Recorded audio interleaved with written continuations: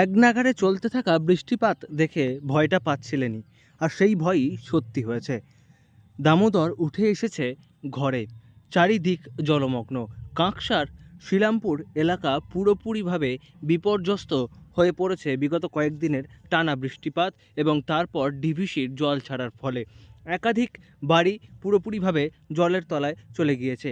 প্রশাসনের সাহায্যে ওই সমস্ত বাড়ির বাসিন্দাদের স্থানীয় একটি বিদ্যালয়ে ক্যাম্প করে সরিয়ে নিয়ে যাওয়া হয়েছে, কিন্তু পুজোর আগে তারা ঘর বাড়ি হারিয়েছেন আরও অনেক কিছু। 20-25টা ঘর পুরো ডুবে গেছে একদম।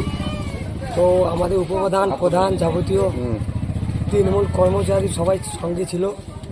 তারপরে হয়ে গেল আপনার সবাই স্কুলে ছিল, ঠিক আছে, খাওয়া দাওয়ার ব্যবস্থা আছে, যে যেমন পেরেছে অমনি খেয়েছে।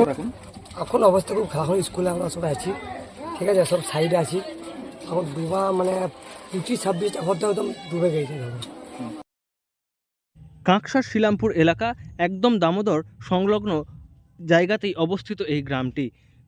প্রচুর বৃষ্টিপাত হলে এই পরিস্থিতি বারবার সেখানে ফিরে আসে। এবারেও তারা সেই আশঙ্কা করছিলেন এক নাগাড়ে চলতে থাকা বৃষ্টিপাত দেখে। আর তারপর ডিভিসি যখন হু হু করে জল ছাড়তে শুরু করে, তখন দামোদরের দুকুল ছাপিয়ে পুরো গ্রাম ডুবিয়েছে। গ্রামের একাধিক ঘর বাড়ি, গোয়াল ঘর থেকে শুরু করে কৃষিজমি সব কিছুই গ্রাস করেছে। পুজোর আগে নিঃস্ব হয়েছেন বহু পরিবার। মানে প্লাবনে 20 থেকে 25টি বাড়ি আমাদের মুসলিম পাড়ায় এবং বাগদি পাড়ায় মোটামুটি 15টি মানে পরিবার পুরো একদম মানে জলের নিচে। এখন জল একটু দেখলাম যা পরিস্থিতি অল্প কমেছে, কিন্তু বাড়ি থেকে জল এখনও নামেনি। যারা যারা লোকগুলো আছে তাদের স্কুলে রাতে কালকে মানে থাকার ব্যবস্থা করেছিল, খাওয়া দাওয়ার ব্যবস্থা করেছিল। এখনও তাদেরকে বলা আছে তার স্কুলে বেশিরভাগ লোক আছে, এবং এরকম যদি পরিস্থিতি আরও জল বাড়ে তাহলে আরও ভয়ানক পরিস্থিতি হবে।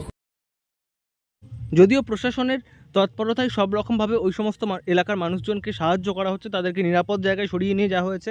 পাশাপাশি তাদের খাওয়ার ব্যবস্থাও করে দেওয়া হয়েছে, ব্যবস্থা করা হয়েছে পানীয় জলের। অন্যদিকে ব্যাপকভাবে বৃষ্টিপাত হওয়ায় শুধু শিলামপুর নয়, কাঁকসার আরও সংলগ্ন ওই জায়গার গ্রামগুলিরও একই অবস্থা হচ্ছে। সেখানে বিদ্যুৎ বিভ্রাটের ঘটনা রয়েছে, পাশাপাশি বিদ্যুতের তার ছিঁড়ে গেলে বড় বিপদ হতে পারে এমনও আশঙ্কা করছেন সকলে।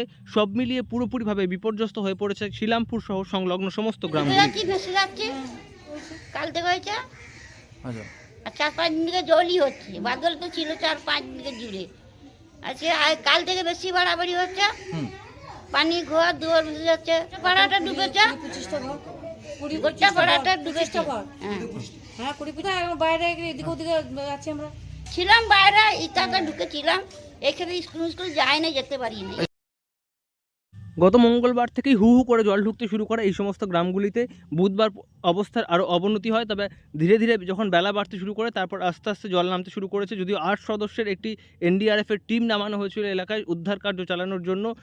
কোনো প্রাণহানির ঘটনা না ঘটলেও যেভাবে পুরো এলাকা জলের তলায় চলে গিয়েছে, তার ফলে ব্যাপকভাবেই বিপর্যস্ত হয়ে পড়েছেন সকলে। স্থানীয় বাসিন্দাদের তরফ থেকে মাইকিং করে সতর্কতাও করা হচ্ছে সবাইকে, এবং সকলেই চাইছেন যে এই বৃষ্টির জল নামলে প্রশাসন সাহায্যের জন্য এগিয়ে আসুক। দুর্গাপুর থেকে নয়ন ঘোষের রিপোর্ট, লোকাল 18 বাংলা।